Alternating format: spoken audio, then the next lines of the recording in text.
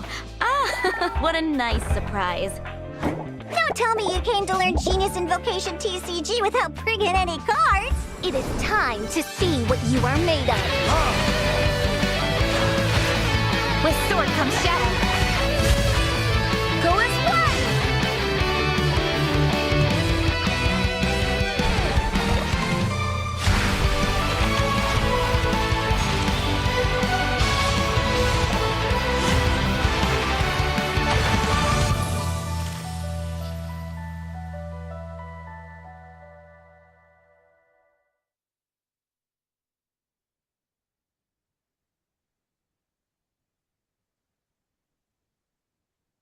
So much to see from one little trailer. Hello everyone, welcome on this season 1 finals of the Catstill Gathering. My name is Selefim and I'm joined today by the walking encyclopedia of Genius Invocation, TCG, Blep.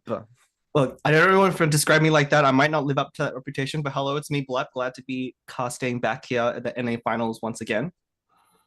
Yeah, we're gonna see a couple of matches today, and it's going to be very exciting because, hey, finals, so we're seeing the best of the American server today. Yeah, and I played in the not the most recent one, this one, but the one before, and I played against some of these players in here, and they're very good. We'll talk about them more later, but I'm looking forward to casting their matches. All right, so let's start with an introduction of what is the Catstill Gathering Tournament. It's a Genius Invocation TCG tournament authorized by Hoyoverse, and it follows a simple tournament format. Within the preliminary stage, participants match with each other during a week-long qualifier and accumulated points over the course of its duration. The top 16 players advance to the knockout stage. And with the knockout stage, a single elimination and you go back home. But we get to see who wins it all. And they get to share a $2,000 prize within the top 4, with 4th place coming in with $100, 3rd place $300, 2nd place $600, and the winner of it all gets to go back with $1,000. That's quite a lot of money. Yeah, that is an insane prize. Well, just to give you, in case you weren't here for the previous one, 300 was our top prize before, so we more than tripled it. That's amazing. And here we have the schedule for today. Bleb, can you talk a little bit about this? Yeah, we have 2 people who, if you've been following the NA, you may not know. We have Seiko and Kaide, who I think are newcomers, probably attracted by the massive prize pool. But Robot Wizard, I'm sure people who've been following the NA circuit are aware of. And Ting, I'm really looking forward to casting the finals. I actually played against Ting in the 3rd place match during my previous round. So I'm really excited to see him in the final. I think he's a very good player. I did beat him in that round to take 3rd place, but I'm glad he got to play in the finals this time. Is that flexing I'm hearing right now? a little bit. If Ting wins, then technically I must be better than him because I've beaten him once, but that's not how it works. All right, we'll start with showcasing Seiko competing for the 3rd place today. Their favorite cards are Kaching, Barbara, and Mona, so a very Hydro-oriented cards. Yeah, Hydra's definitely super popular. It's kind of weird seeing their favorite cards, and then down in their favorite action cards, you see the Pyro Resonance one.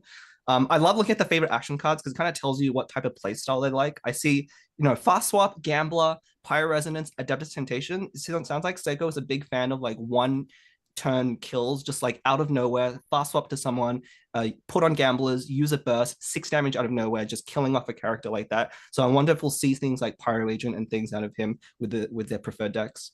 That really seems exciting indeed to see what's going to happen. Next, we have Robot Wizard with Bennett, Kaching, and the Factory Agent. Overload comp, a lot of damage, very offensive cards. Yeah, definitely out of that. I mean, those favorite cards themselves is a very good deck. I lost to it myself as well. And Robot Wizard, for those of you who haven't been following the North America tournament scene very closely, he was our winner for both of our previous tournaments. So he's a very good player.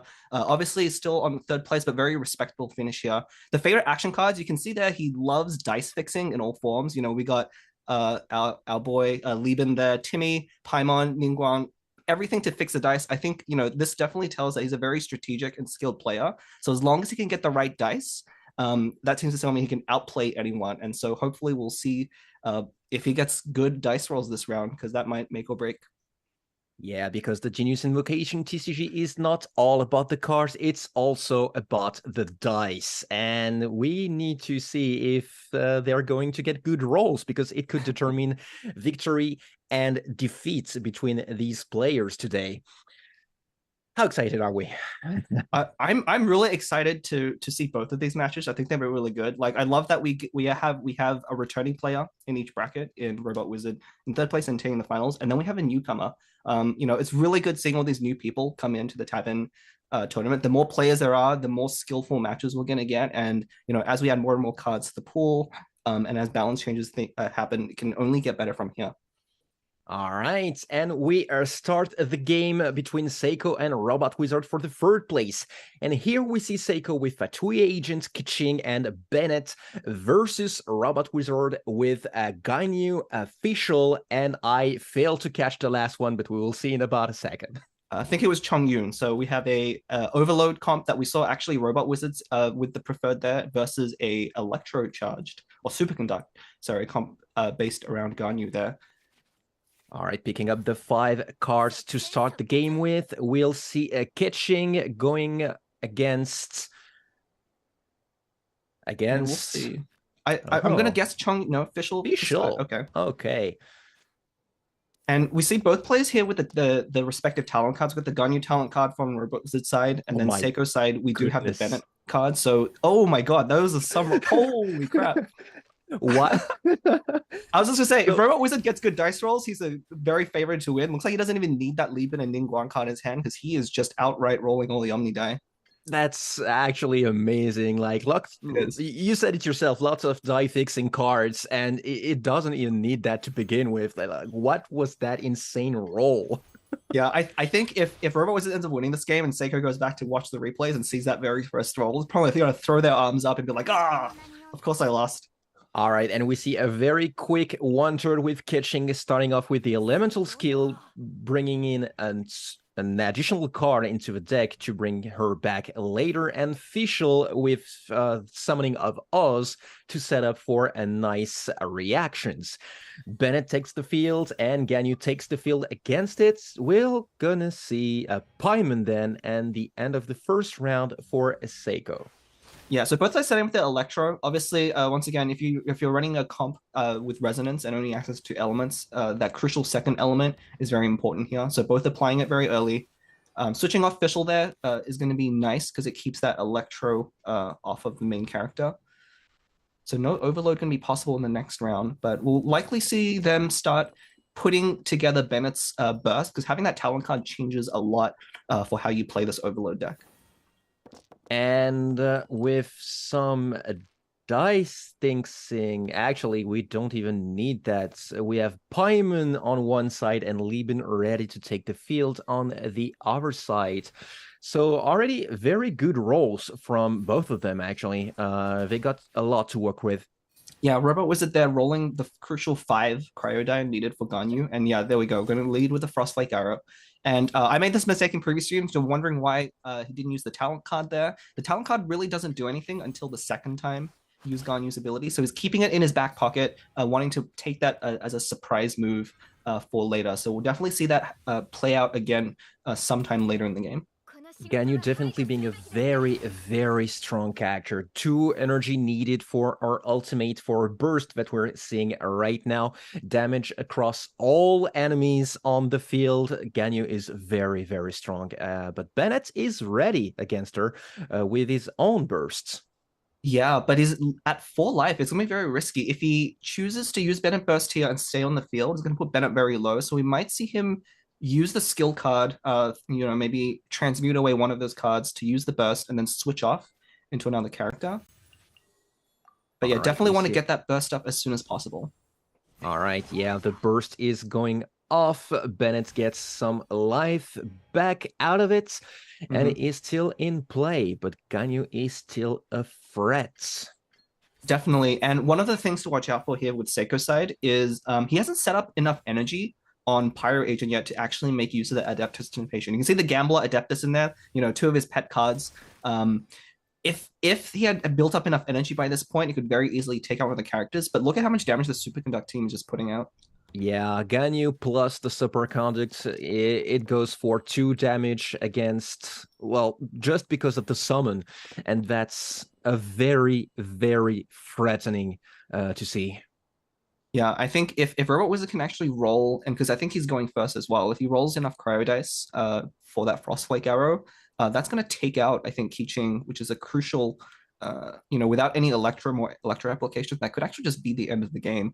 Yeah, because Seiko wouldn't be able to set up any overload and any reaction whatsoever, so it's going to be really, really harsh on Seiko if Keeching dies. Yeah, the one thing going in Seiko's favor is Robot Wizard doesn't have any ramping cards, so he only has 8 dice to work with this round. Okay, that Lieben didn't trigger. So if he uses Frostflake Arrow, provided he can keep his character alive, he has a lot more dice to work with, so that Bennett Burst might start picking up more uses and healing his characters. And it looks like he put Keeching out there. Smart move, because of how low she is. She would already be dead to a Frostflake Arrow. So Seiko is using this as an opportunity to take the brunt of the attack with Keeching, sacrifice her, and then finish probably off with either Pyro Agent or Bennett after that. And we can barely see that Robot Wizard actually didn't roll the correct die for him. So he's gonna be needing those cards for dice fixing. Yeah, I think. And Robot Wizard definitely keeping us in suspense here. It looks like he's having some internet issues, so we'll be a little bit delayed to see him use that ability to finish Keeching. But I don't see her surviving this round, which is unfortunate because she does have that 1 energy, which normally would be nice to use with the Calx's arts, but he might lose that. So it's just an insane amount of damage. And I think a lot of this was just due to how well those dice rolls went for Robot Wizard at the beginning of the game. Those definitely made the difference here and definitely made the Superconducting operate at like peak efficiency here. And we did see the Ningguang card coming out from Robot Wizard's hands, meaning that he gets to reroll all of his die to possibly better ones. Who knows at this point? Who knows, right? Yeah, I mean, he already, has got such an advantage going early and having those good dice rolls, because it really puts your opponent under a lot of pressure when your characters are this low. Because now you have to worry about gamblers. If I said Robot Wizard only has 8 dice, but if he has a gamblers in hand, which we can't see right now, if he puts it onto Ganyu, suddenly that 8 becomes 10, another character goes down, 10 becomes 12, and then you're just looking at a 1-turn wipe here. So Seiko's very precarious here. I think if Robot Wizard does have a gamblers, the game is actually over. But if he doesn't have gamblers here, I think Seiko can use Pyro Agent to tank a bit of damage and then heal up with Bennett Burst with 2 attacks, and then finish off some character with a burst, gamblers, and maybe another skill. I do think Seiko might actually be praying about Robot Wizard's internet connection there. Ooh, okay, that's really unfortunate. It looks like Robot Wizard ended up not being able to take an action because of his internet connection there. So, I mean, I guess, RNG applies to internet connection as well. So unfortunately, we won't get to see the full power of the Superconduct team. I do think if Robot Wizard hadn't hit that issue, we definitely would have seen him come out on top here. But it looks like Seiko, you take what you can get in a competitive tournament. I don't think it's too much to just take the opportunity you're given. So yeah. Didn't believe in the heart of the cards, didn't believe in the heart of the dice, now believed in the heart of the no internet. And it's a clean wipe. It's funny how actually it just laid there on one single action to change everything. It really did. And you can see, like, this is what would have happened if Robot Wizard, I think even if Robot Wizard had taken his turn and if he didn't have his gamblers, this turn would have come out very similarly. The only difference, of course, is Ganyu had that Pyro Aura before. And so if Keeching did die, we wouldn't have seen that overload to be able to kill Ganyu. So, this matchup was still balanced on the edge of a knife. It came down to very limited decisions. And I guess in the end, it's just a little bit too bad of how it ended. Yeah, if you get into a tournament, you got to be prepared for everything, meaning as well as the internet and where you will be at the time of the tournament. Yeah, and there's a lot at stake here. So, again, hats off to Seiko for playing pretty well as well. Um, so we should see this match wrap up very soon, and hopefully we can get Robot Wizard back in. I mean, still has 2 games to come back. Yes. So this is by no means over. If Robot Wizard's internet is coming back up, which is, well, pending, so to We'll speak. see. I guess even the most magical of robots can't fight the internet sometimes, I guess, huh? All right. So with that said, let's give a reminder of what's at stake here between fourth and third place. Reminder that the full cash prize being all 4 best players sharing a $2,000 cash prize, with the fourth place coming out with $100 and the third place coming out with $300. That's a $200 difference. Sadly, maybe Robot Wizard might not be able to get this $200 difference to fix the internet. Okay, I just, but still.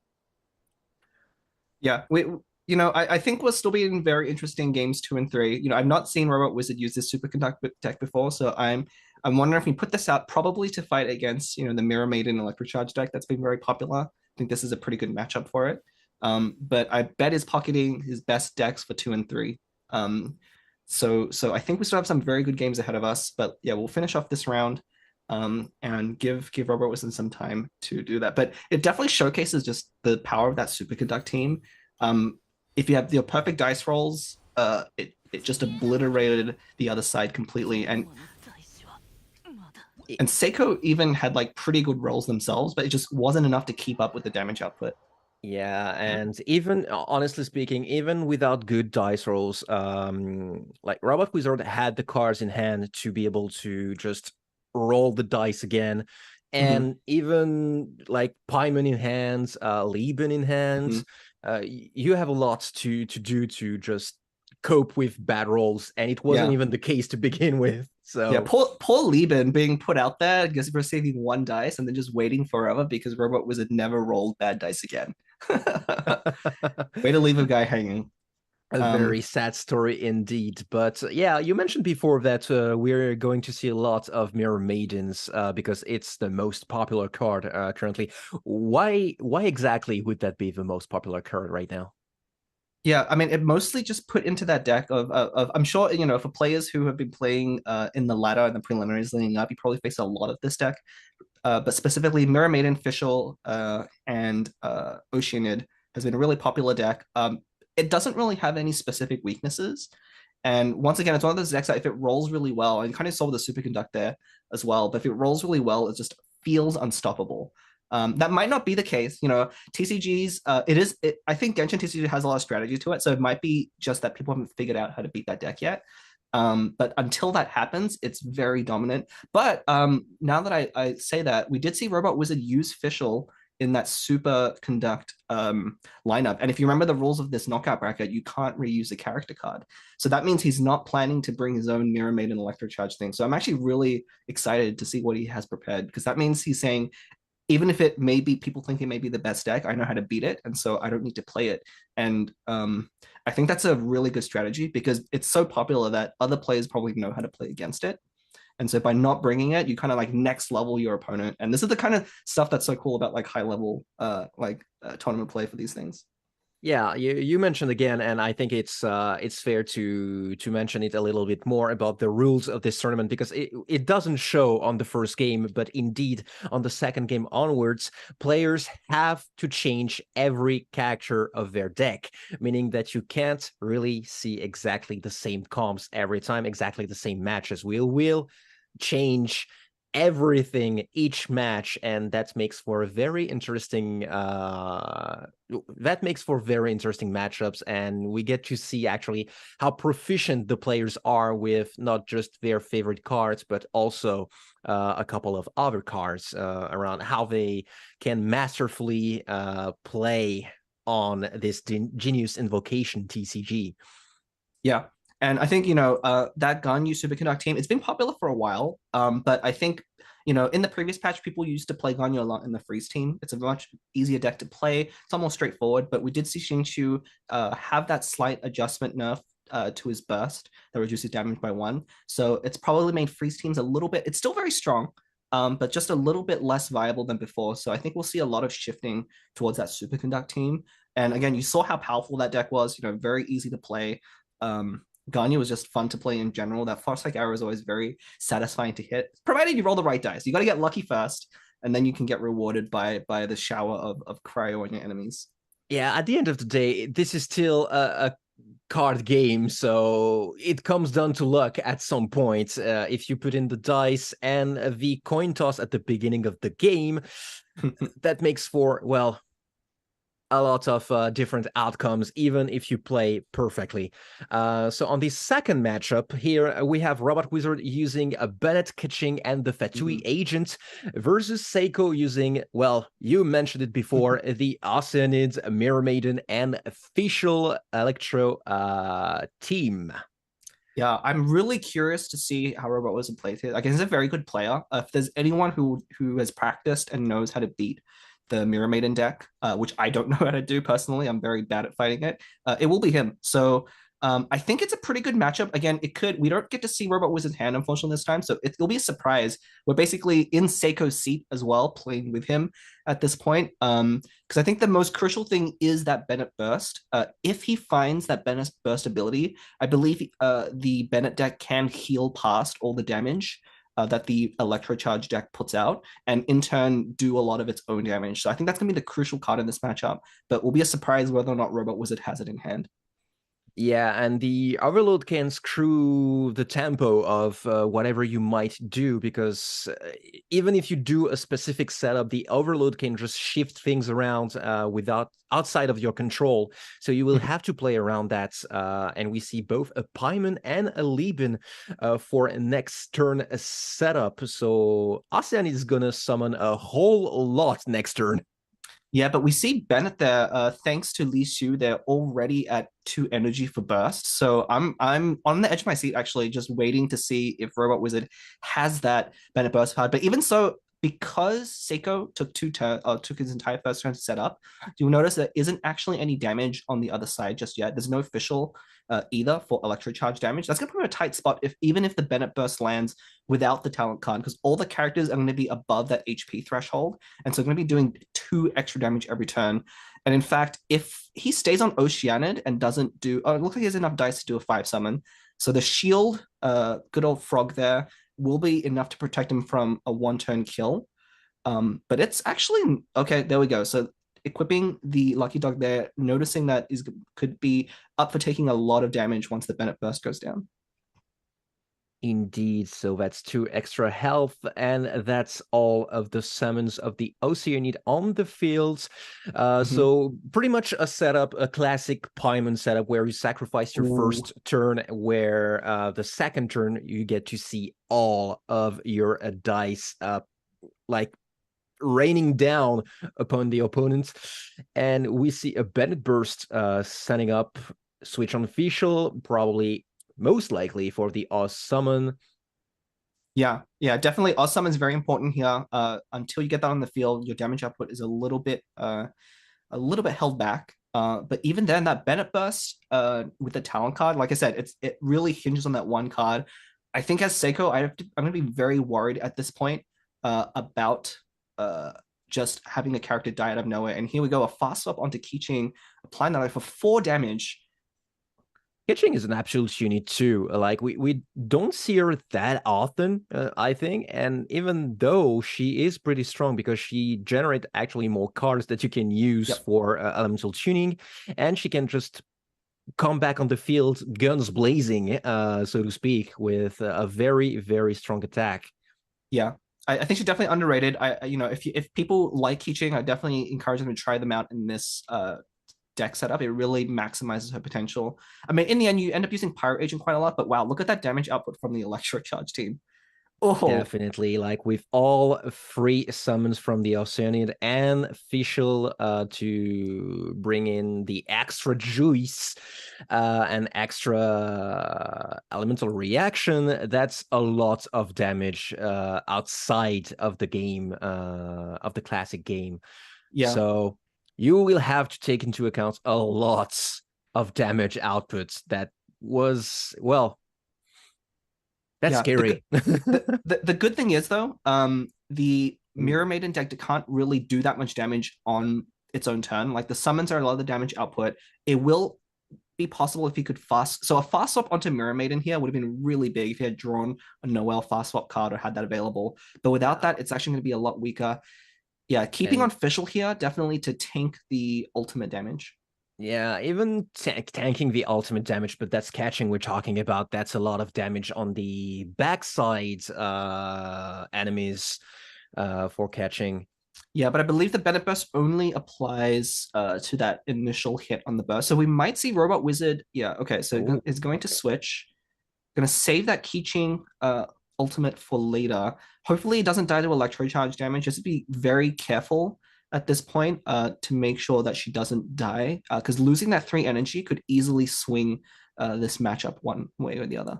Yeah, there's one electro charge that is going off anyway because of the summons, so catching will stand at 1 health. If nothing is done to save catching, she's gonna be sitting in trouble for quite a while before eventually dying. Yeah, and there could be a fast swap card somewhere in there as well, so we might see a surprise ult. But looks like, yeah, just gonna get hit with a crazy amount of damage just from a basic attack. Yeah, so we'll probably see a heal out from Seiko here. Oh, it's gonna tune. Tune and heal with the Hydro Resonance card. Makes sense. Pretty strong heal at that. Little energy for the Mirror Maiden, setting things up for possibly, well, in a lot of turns, but something tells me we're not going to see a lot of turns. Yeah, it could be pretty close. The Ocean and summons are running out, and so pretty soon we're going to want to resummon.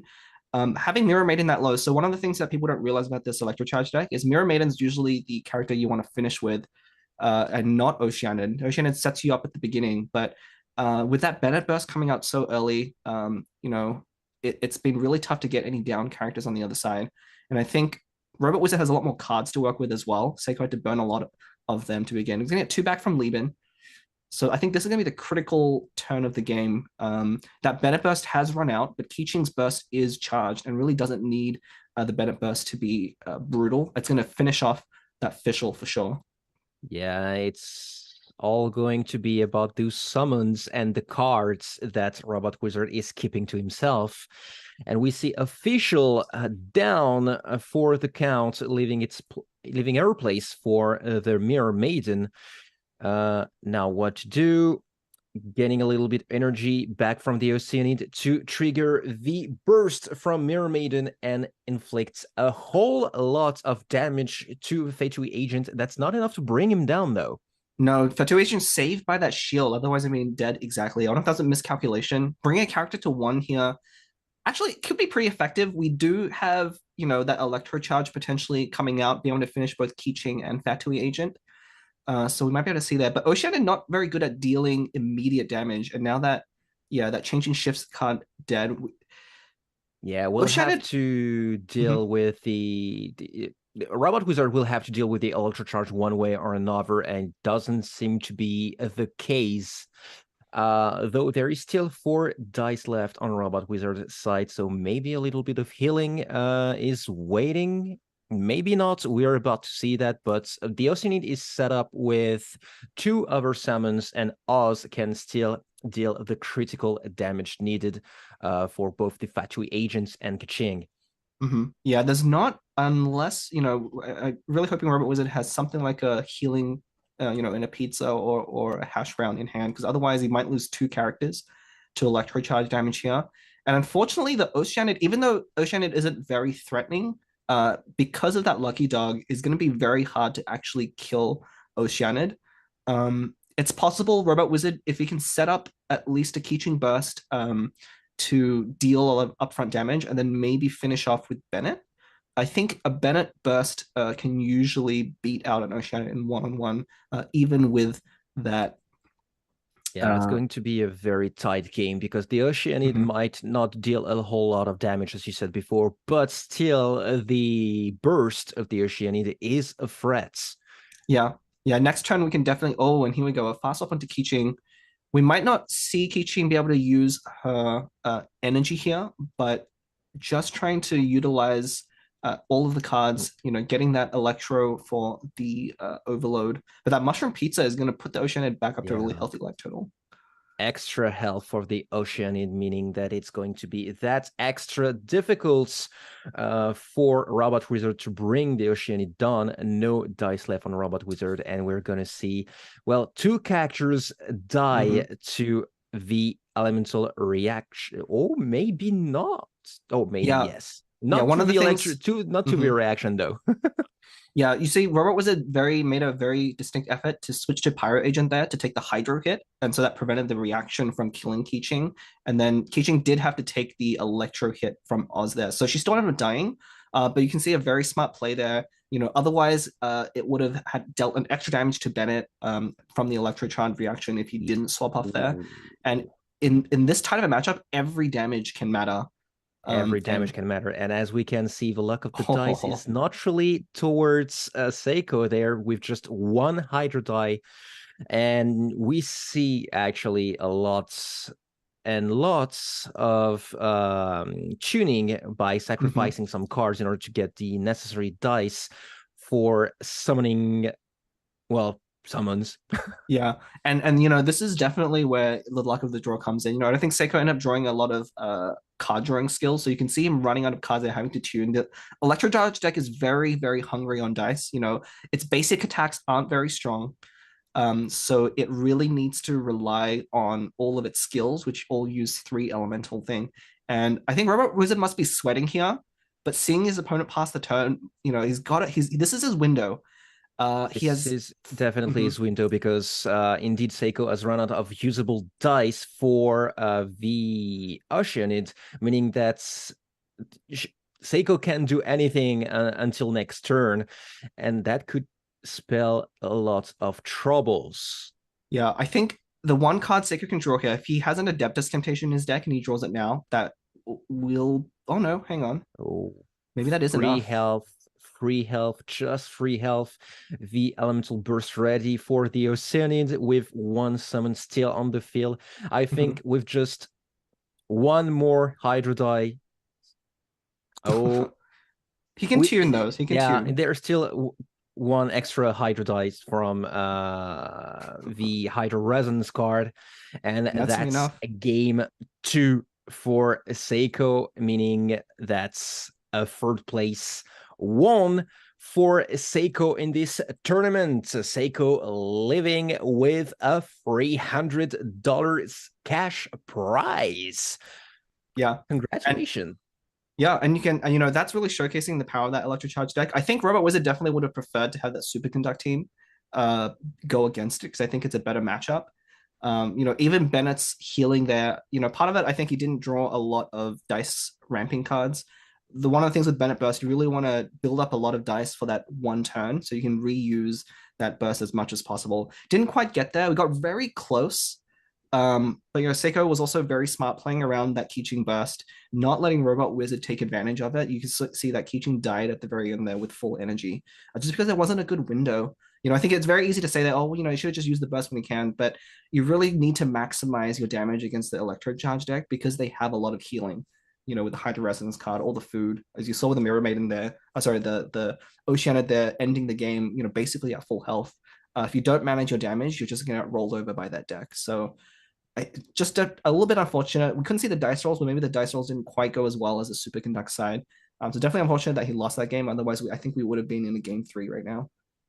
Yeah, well, you can see that even though Genius Invocation may be simple in mechanics, there's a lots of thoughts going into building the decks and playing the actual game according to, well, the dice rolls that you have, the cards you're picking up, and what the opponent is playing. So it's actually very, very interesting to watch this kind of games, and I'm actually honored to be commentating on those.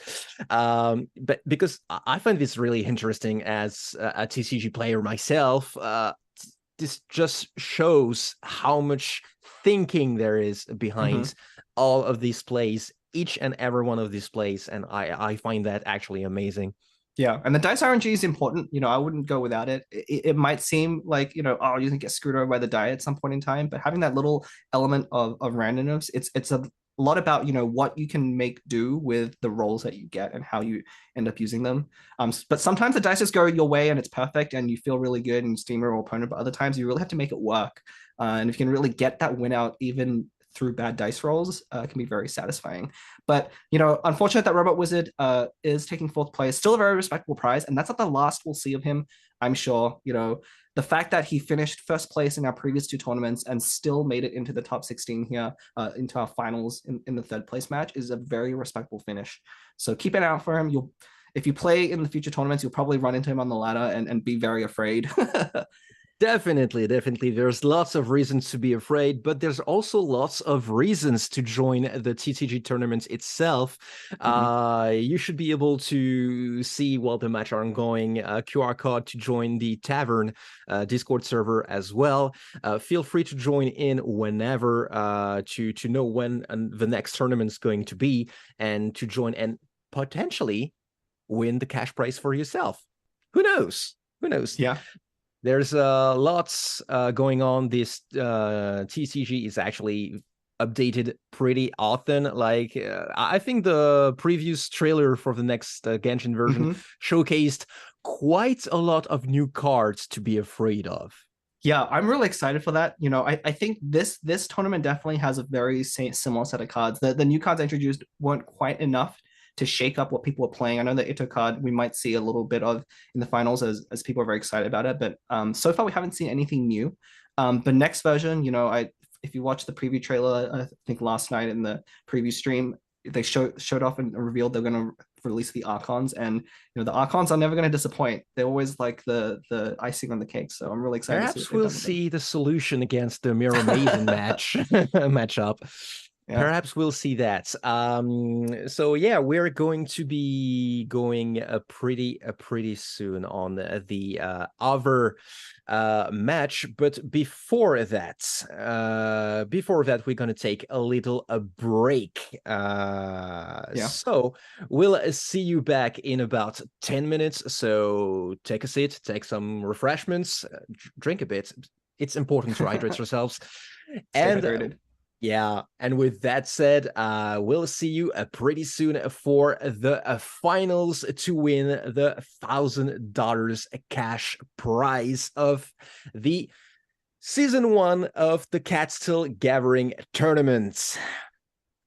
See you then. Woo, that's a mouthful.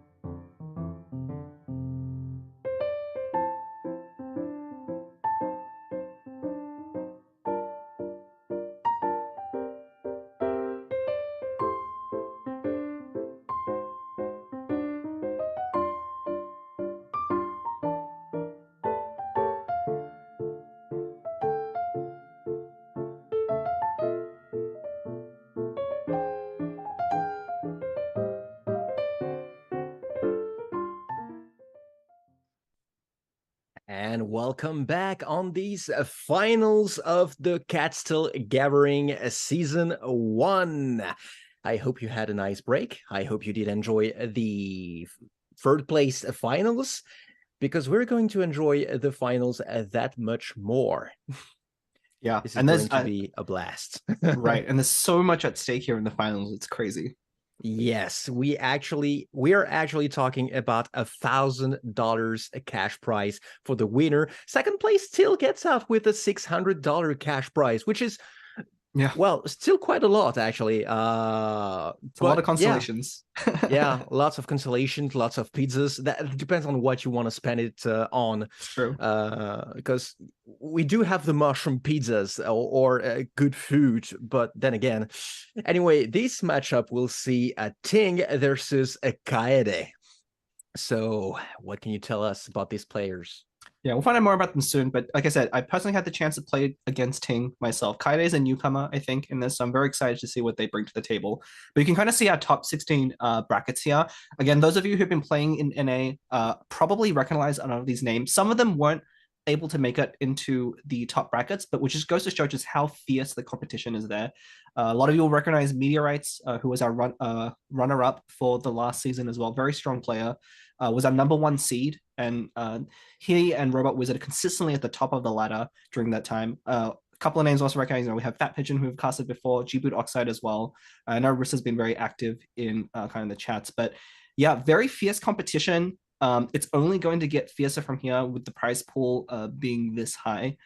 So I'm really looking forward to see what games come out of Ting versus Kaede here.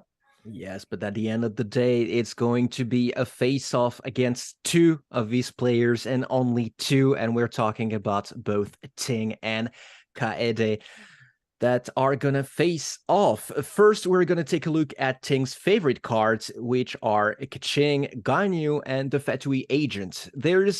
I don't think there's any need to introduce these cards anymore after what we've seen before, but still a very, very offensive mindset as I see it. Yeah, and I think very much speaks to just like each of those characters are kind of featured in their own different decks. They don't really play necessarily well together, but they're very key cards. I love seeing that favorite action cards here. I think I don't want to be biased here, but I'm secretly rooting for Ting here because I know he's a fellow Anemo player based on that Sucrose talent card there. It's a very powerful card, but not many people are playing it right now. When I played against him in my third place match last time, we both were running the Anemo deck. So, I know he's very similar to me in terms of playstyle with that catalyst there as well. Looks like loves to try fun stuff. So I'm really excited to see what he brings in terms of deck choices here. Showing bias for the competitors. I see how outrageous. Well, look, the dice end up being biased anyway. But so we'll see how things turn out. Yeah, we'll see about that. So I'll be rooting for Kaede myself then, with Official, Bennett, and Barber as their favorite cards. So more oriented towards healing, I see.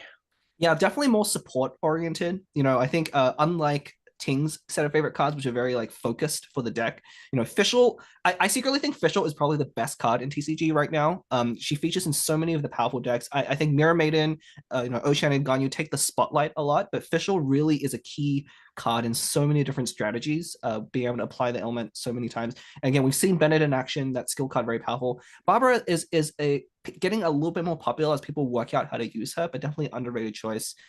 Those favorite action cards, I'm not sure what to make of that. They're a big smattering. It looks like it loves to, lots of energy generation there, lots of flexibility in terms of favoring things like Catherine and also the General's Helm. It seems to be pretty good at trying out new cards. Both Catherine and General's Helm are new or have been tweaked recently. So maybe very experimental there in terms of deck choice and card choice. Well, they did get there in the finals, so we're about to see at least a lot of interesting things this time. Look, I still have my Mirror Maiden mirror matchup on my bingo card, but I'm fingers crossed that we don't see something quite like that in these finals. I guess we're about to see pretty soon about that, but hey, maybe we'll get to see your Sucrose. Who knows? Yeah, I would really love to see, I don't think it's the strongest deck right now. Playing in the finals, if I was King, I probably wouldn't bring, with this much money on the line, I probably wouldn't bring the double Anemo deck. It has a lot of weaknesses. especially if that sucrose talent summon gets removed. That can really break your entire strategy. And so I don't think it's a good choice, but I would still love to see it, especially if Ting ends up winning with that deck as well. I mean, that's what I'm hoping for. Because I didn't quite get that in my own chance, but we'll see. And there we go. We get to see Ting playing Bennett, Kiching, and the Fatui Agent, and Kaede playing the eternal, unkillable Oceanid, Mermaiden, and Official. Yeah, I think I'll agree with all of our viewers. I bet is that whenever there's a Mirror Maiden matchup, everyone's hoping that that's the deck that loses. So at the very least, Ting has the audience on his side here in this matchup. And yeah, this is going to be a repeat, at least in terms of character choices that we saw in the previous third place match. All right, well, Kaede will be opening up the match, but first the dice roll. And we see a very, very good rolls from Ting with average rolls from Kaede, I guess. Pretty average on both sides. Although Kaede has a pretty good opening hand here with double Timmy. Timmy is really like, you're really fingers crossed if you're running that card to be drawing that on the first turn. And having two of them, we're going to see, I think, a lot happen in turn 2. So yeah, we're going to see a Paimon transmute there to summon. He's probably going to drop 2 Timmys and a Lieben. And that's going to be a very scary follow-up on the next turn for Ting. 2 summons. We see Catching opening up with the elemental skill to get 1 extra card. And I'd assume the free animal dice there are there to set up the Paimon card for next turn. Yeah, obviously, not an intentional roll, but having that Paimon card there saves you a lot when you roll luckily in the wrong direction, I guess we'll call it, having 3 Nemo there. So we'll probably see that and maybe a Lieben as well from Ting's side. So pretty good openers from both sides. Maybe not ideal in terms of damage, but a lot of setup for turn 2. So we're going to see a lot of things flying in the next round. Yeah, and there we get to see Paimon, Lieben, an extra Timmy, and end of the turn, meaning that Lieben will charge up with 2 extra die. That's lots of pigeons there. Oh my god. It's just a lot of cards flying from both sides. This reminds me of, like that meme where, people like flicking money from out of their palms or their hands, but this is with TCG cards, just going, just like letting them fly out on the table. Definitely a lot of cards flying around, and we see a Paimon on Kaede's side. Maybe Paimon will be there too, but I think we have quite enough die ready. Yeah, Ting is gonna have his stuff come out a little bit quicker because the Paimon is active this turn, whereas the Timmys have to wait another turn. So Kaede's turn 3, especially with that Lieben sitting at 2, probably gonna finish off this turn, especially chooses to play that Paimon card as well. We could see upwards of 16 dice for Kaede's next turn, and that might be a really big turning point here. So we'll see if Ting can make something happen on this turn, because I think he has advantage on this turn right now. Yeah, I do think we will get to see the Ningguang card, the toss-ups, in order to re-roll the dice, because these were pretty bad rolls, actually, from Kaede. Yeah, I've been a really big fan of playing the Ningguang card recently. The fact that it costs 0, even though you only get to use it once, is really important. Much more so than kind of the library, which gives you that effect every turn. Because, you're not always going to roll badly, but when... Pretty good. When you do... Pretty good. I mean, that's perfect. Like, that's exactly what he needs on this turn. There's no shortage of dice. And that sets us up so nicely for turn 3. And we see that Calx's Arts in hand. I wouldn't be surprised if what we end up seeing is a swap to Oceanid, summon, and then maybe next turn a burst right away to kill off Bennett. Yeah, you mentioned that before the break, that it's all about playing with the die that you toss and playing around that. And here we can see the importance of having cards that lets you re-roll these die so that you can actually play as you wish. So it comes down to it really comes down to playing against the luck if it is bad, or playing with the luck if it is good. Yeah, we see an interesting choice from Kaede. I think he can either just use a skill card. That's what up to do. I think another line that was open was a Calx's Arts into a Mirror Maiden Burst was an option there. That would have put Bennett really low and might have stopped Ting from being able to deploy the Bennett Burst. But it looks like he's not going to take that route. Going to save that Calx's Arts for a surprise turn, maybe with the Oceanid, and just choosing to use the Mirror Maiden skill there, which does make the swap more expensive. So Ting, they're really valuing keeping Bennett alive, having to pay an extra dice just to swap off because of that Mirror Maiden debuff. Yeah, and I think as you mentioned before, we're going to see a lot of die from Kaide's side next turn, meaning that Kaide probably doesn't think a lot about letting their summons like run out and going back on Ocean in next turn.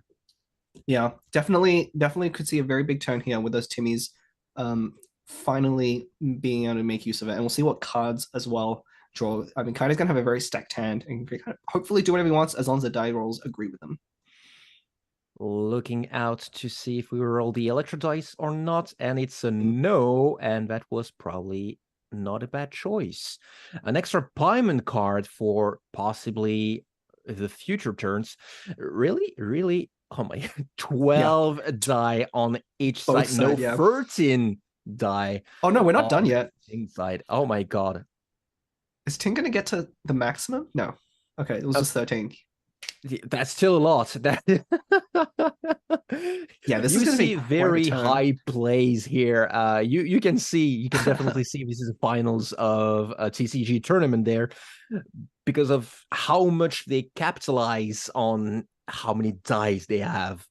Yeah, and with both sides having basically all the right dice, now this is where the skill really, like both sides have full hands, full dice. This is where skill and knowing how to play really matters. And you can see that Bennett finally getting that burst off, using that fast swap. Ting prioritizing keeping Bennett alive just so he can have this turn with the Bennett burst. And being able to deploy Bennett burst instead of 8 dice left over is actually really huge.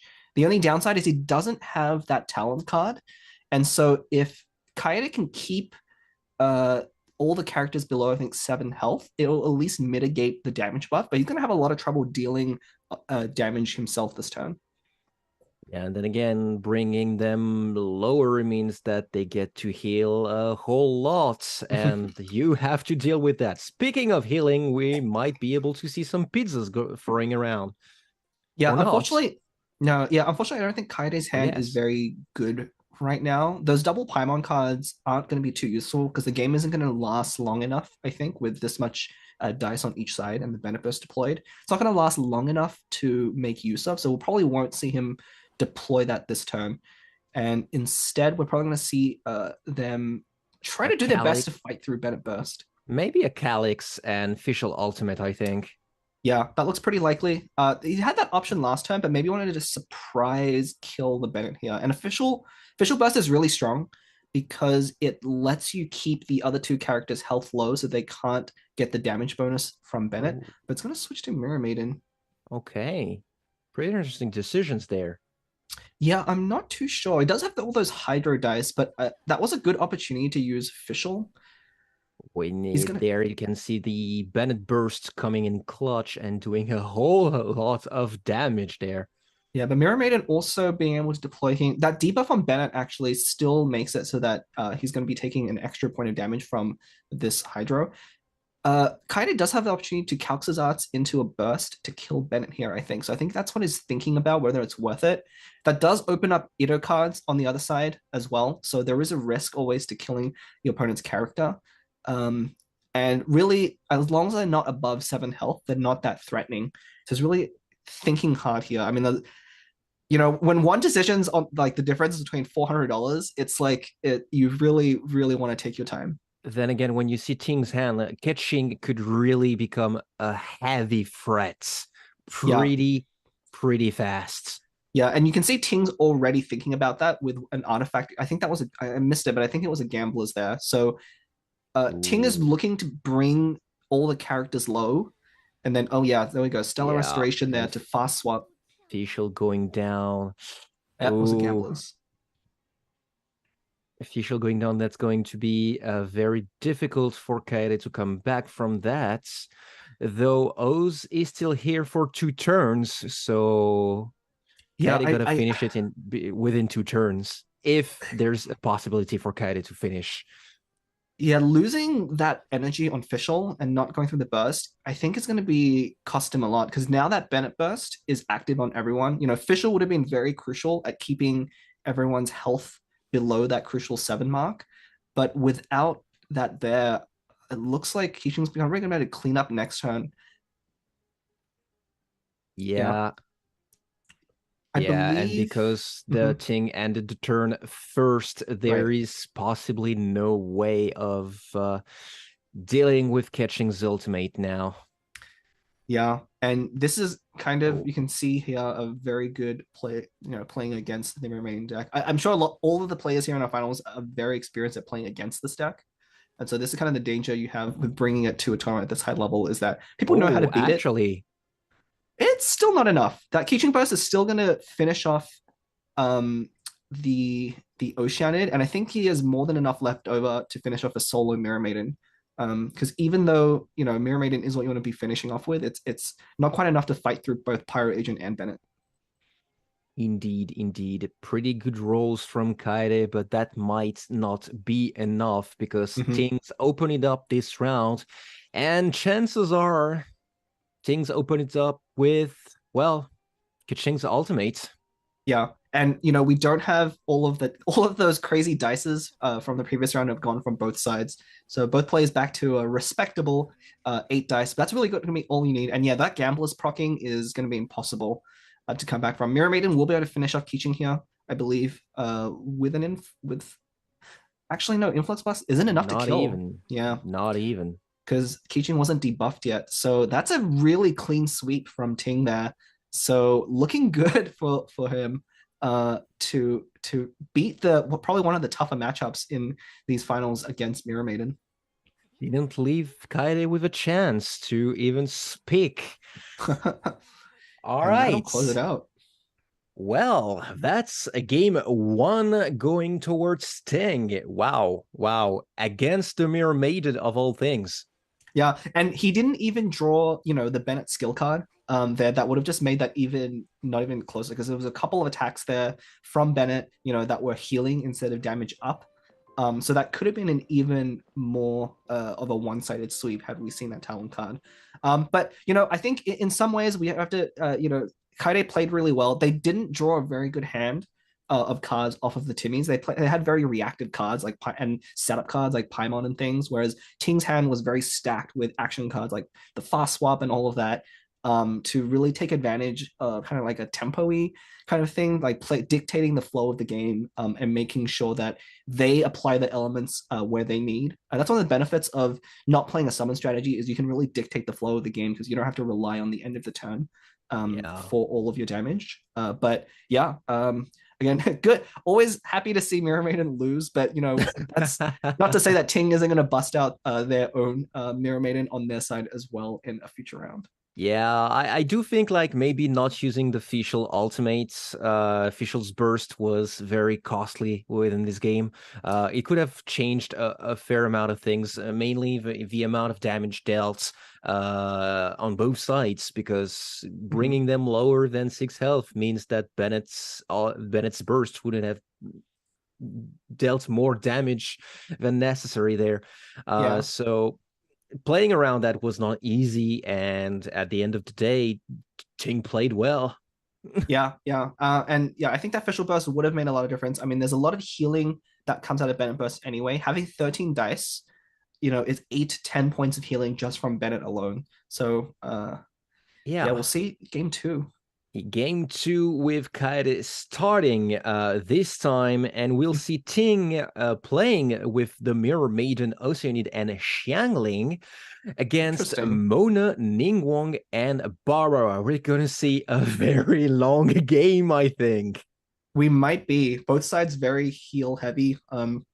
I know we've casted that Ningguang deck before, Sully, so we'll have flashbacks right now to that, Yeah, was it 40 war minute game. flashbacks. We are definitely in for a ride, one way Yeah. or the other. Take a seat, buckle up your seatbelts, because we're going to be here for a good amount of time, I think. Yeah, and very crucial here from Kaida's side, they did draw at least one copy of Tubby. That's kind of what the deck revolves around. A lot of it is getting Tubby down and then being able to play location cards for free every turn, drawing extra cards, and basically just overwhelming your opponent with cards in hand and healing and all of that, and then slowly chipping away. We'll see how well the Mirror Maiden deck should be pretty good at keeping up with that. But so far, Ting hasn't drawn any Hydra Resonance die. Lucky Dog, I think, is one card that we want to be on the lookout for because that could really change how this matchup goes. It could be very difficult for the Ningguang deck to fight through a Lucky Dog if drawn. I'm already starting to count the amount of damage it will take for Kaede's side to go down, because Don't we even try. already see like the damage from Guoba being mitigated with the shield. So yeah. The key card I think to watch out for Kaide's side is if they draw a Leo Haba, because that's the one card they're missing right now. With Tubby, you get a lot of free cards to play, but you need to keep drawing cards. And if they don't keep drawing cards, they're going to run out eventually, and then Tubby will be less effective than they would otherwise be. all right, Paimon and Lieben set up on Ting side for extra die the next few turns. Yeah, and yeah, we'll probably see some summons from Oceanic here.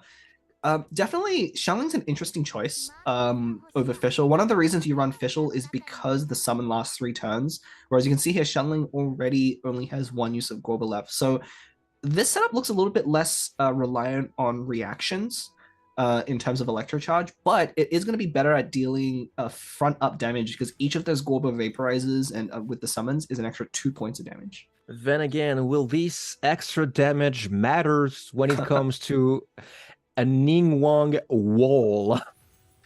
You know, again, it really depends if Kaede can draw more cards, because if they start running out of cards, the skills aren't going to be enough, I think, to keep up with the vaporize damage. So really, I think he's hoping to draw either Leroy Haba, maybe a Strategize, the Kukomi card, to draw 2 extra cards, just so he can keep it flowing. Because so far, you know, Barbara's set up a little bit. Ningguang's starting to get set up a little bit, but it's going to take a lot more than that to finish off a game against another deck that also has a lot of heals. Yeah, one thing I want to mention, though, is I still find Mona's card pretty interesting to play just for her passive, where you get to switch around fast. That makes for a really, really interesting gameplays to witness. Yeah, we can see they're taking advantage of that to fast swap to Crystallize there, getting starting to get even more shields on Ningguang. Oh God, yeah, she has so many shields. Yeah, this is pretty good because we know Ningguang already has that General's Helm, which keeps it pretty well protected. In fact, you want her to be taking some damage here because the General's Helm is going to heal her back up at the beginning. And you can see here Kaede playing another Cathedral. So the way this works out, because the summons were played first, they're going to attack before that Cathedral has time to activate. So in this order, he will be healing up that summon damage very well. But look at this, Calx's Arts gonna do a huge burst from Rodeo. I think this is a total of 8 damage. Will that be enough? Okay. So so the shields tanked a lot of that. Sorry, that was 6 took damage. a lot of that, and damage, then we see the summons. Oh no, Favonius Cathedral actually procs before the summons. Okay, but still a lot of damage coming out at Ningguang here. I think Ting playing very aggressively, trying to not let Kaede kind of execute the strategy of, you know, having a really high health Ningguang finish the game and whittling down his side. So very aggressive there with the burst, finding a window to use it. So we'll see. This might force Kaede to switch off Ningguang, and all of his healing right now is active character focused.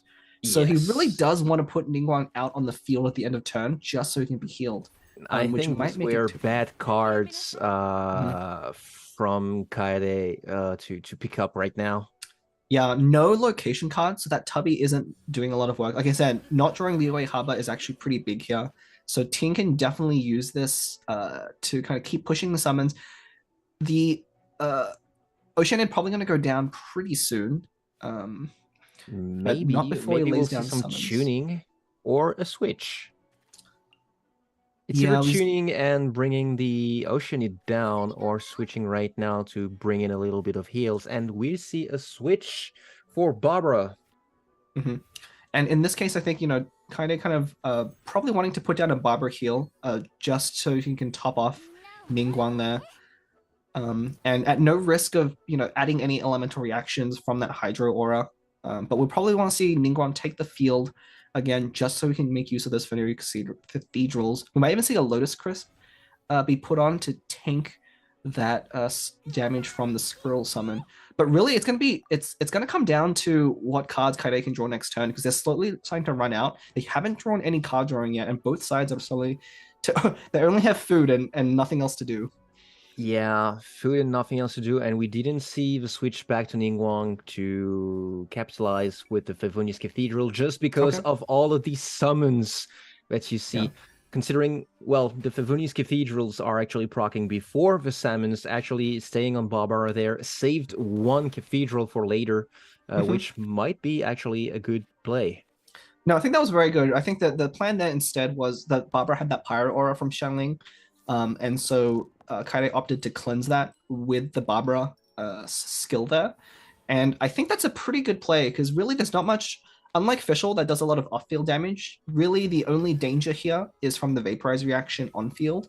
And so you only have to look out for the character that's in play at any one time. And that Barbara's probably going to slowly start healing up Ningguang. Yeah, but then again, no locations cards for Kaede. Like, Yeah.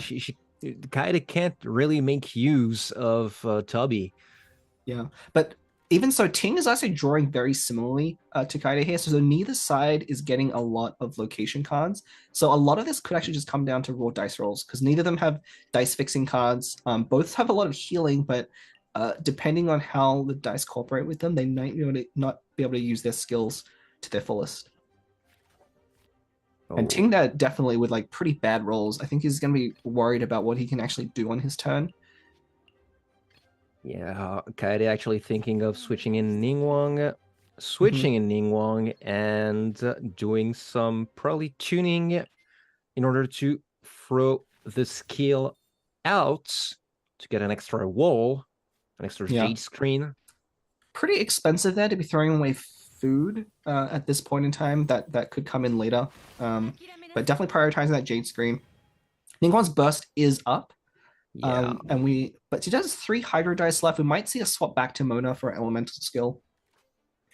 That's exactly what's going to happen, actually. Switching back to Mona for preparing the burst and tanking a little bit of the damage. Yeah, so Kaide really have 2 options. He can either use that Hydro dice to use a skill, but we might just see him use the food to heal up Ningguang and then end the turn. And then next turn he can set up for a fast swap into Ningguang burst to finish someone off. But it's possible he might want to put a Hydro Aura onto the Mirror Maiden here so that he can crystallize with the fast swap next turn, or he could just prioritize ending first and being the first to go. So interesting decision here. That really depends on if you want to heal Ningguang first or just throw an extra skill to prepare the elemental burst, because Kaede does have the cards in hand right now. So it all comes down to this choice, and we're actually seeing a switch to Barbara? Could be trying to make use of that Favonius Cathedral because Mona's already at full health. Also, a lot of this matchup is going to be trying to make the most of the elemental reactions here. Maybe sacrificing Barbara here. I think she's outlived a bit of her usefulness. But looks like very much favoring that Hydro die for a future turn. Doesn't want to use it up even for a Mona skill, which probably isn't going to be too impactful at this moment. But Mona is close to a burst. So we might be looking at a Mona burst into a Ningguang one for a whole load of damage onto one character. But that's for next turn. Even then, I would say Ningguang is capable of dealing with characters by her own most of the time.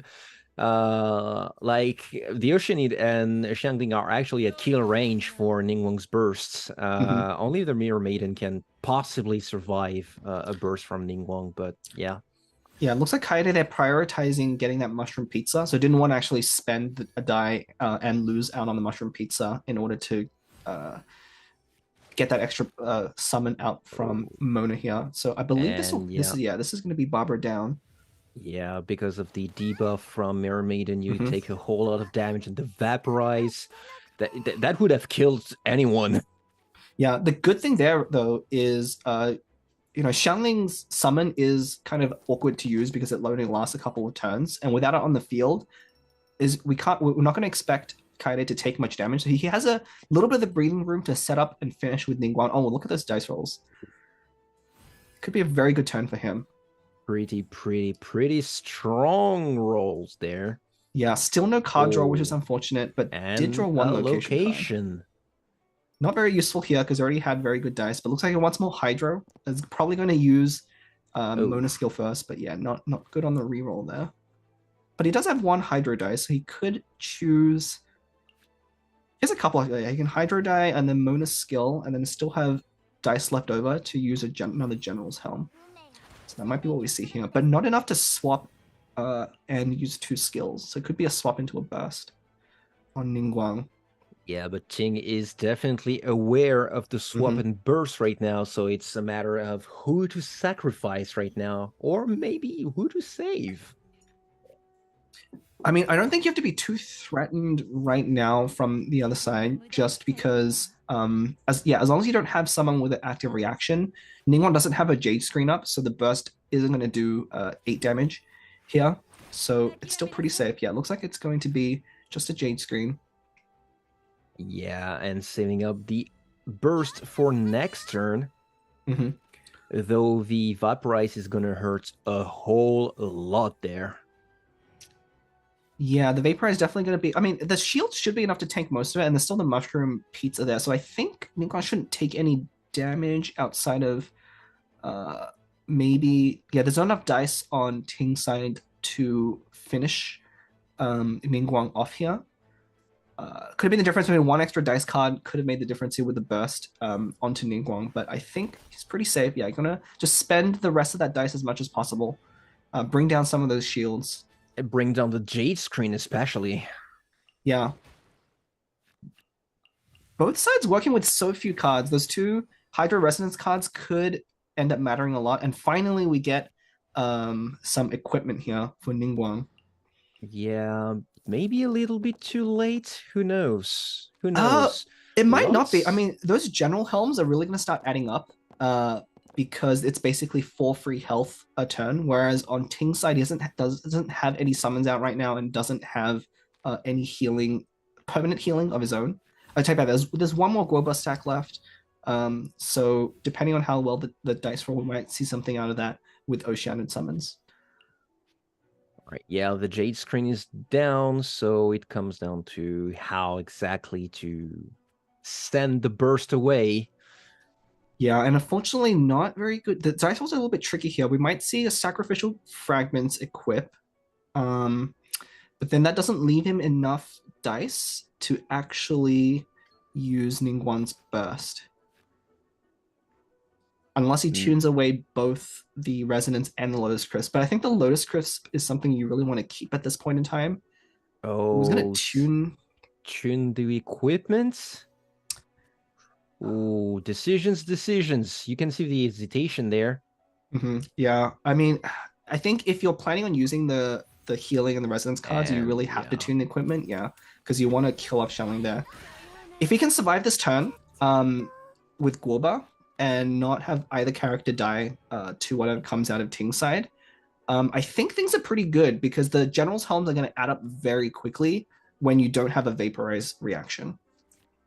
True. Guoba is a threat right now, and the Mirror Maiden with full energy is one too, but we can actually go back on Mona pretty fast there, and Mona able to summon our elemental skill, which will mitigate a little bit of damage as well.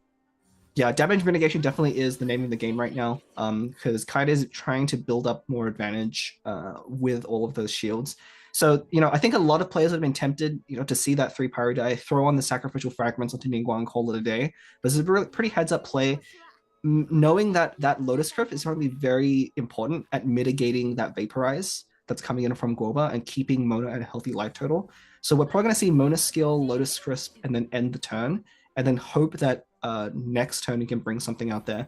But that Oceanid is threatening a burst here.